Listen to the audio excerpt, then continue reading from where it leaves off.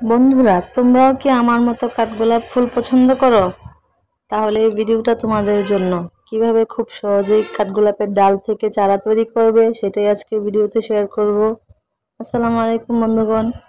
আজকে আমি দেখাবো কাঠগোলাপের ডাল থেকে কিভাবে খুব সহজেই চারা তৈরি করবেন।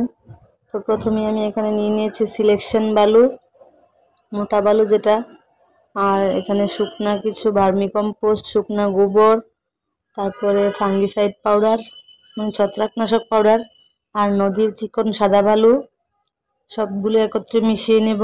আর এখানে লাগবে একটা ছিদ্রযুক্ত ওয়ান টাইম গ্লাস। এটা দেওয়ার কারণ হচ্ছে এখানে শিকড় আসলে খুব সহজে বাইরে থেকে দেখা যায় ট্রান্সপারেন্ট, এই জন্য এই কাপে বসানো। আপনারা চাইলে যে কোনো বোতলে বা অন্য কিছুতেও বসাতে পারেন বা পলিথিনেও করতে পারেন। তো শুকনা বালু, চিকন বালু আর ভার্মিকম্পোস্ট, গোবর সার, মেনসার পাউডার সবগুলো আমি একত্রে মিশিয়ে নিচ্ছি। সবগুলো একসাথে মিশিয়ে আমি ওয়ান টাইম গ্লাসে ভরাট করে দিব। তো যে দেখতে পাচ্ছেন খুবই সহজ কাঠগোলাপের ডাল থেকে চারা তৈরি করা। প্রথমেই কাঠগোলাপের ডালটাকে গাছ থেকে কেটে ছত্রাকনাশক পাউডার লাগিয়ে 3-4 দিন ছায়ায় শুকাতে হবে। তারপর এই সেম পদ্ধতিতে ডালটা এভাবে বসিয়ে দিবেন। তো একসাথে আমি সব কিছু মিশিয়ে ওয়ান টাইম গ্লাসে ভর্তি করে দিলাম। তারপর ডালটা বসিয়ে দিলাম আস্তে করে, খুব আলতো হাতে এটা করতে হবে। এই যে আমি মিডিয়ার ভিতরে বসিয়ে দিলাম, বসিয়ে বাকি জায়গাটাও ভরাট করে দিলাম। তো ফুল গ্লাস ভর্তি করে আমি এখন পানি দিয়ে দিব।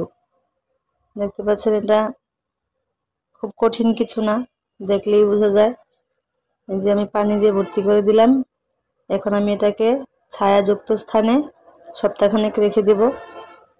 রোদ পড়ে না এরকম জায়গায়, আলো আসে, বাতাস আসে এরকম জায়গায় রাখতে হবে। তারপর রোদে দিয়ে দিতে পারেন সপ্তাহখানেক পরে, তবে বৃষ্টির পানি যেন না পড়ে খেয়াল রাখতে হবে, তাহলে পচে যাবে ডালটা। আর এই যে দেখতে পাচ্ছেন আমি এটা করেছিলাম কাটিং থেকে, ডাল থেকে চারা তৈরি করেছিলাম। এটার মধ্যে কলিও চলে এসেছে। তো 1 মাসের মধ্যে রুট চলে আসে। তবে এতগুলো উপকরণ যদি না দিতে পারেন তাহলে শুধু চিকন বালিতে বসালেও হবে। আর এই যে এই গাছটা আমি ডাল থেকে চারা তৈরি করেছিলাম, এটার মধ্যে ফুলও চলে আসছে। এটাও সেম পদ্ধতিতে আমি ডাল থেকে চারা করেছি। আল্লাহ হাফেজ।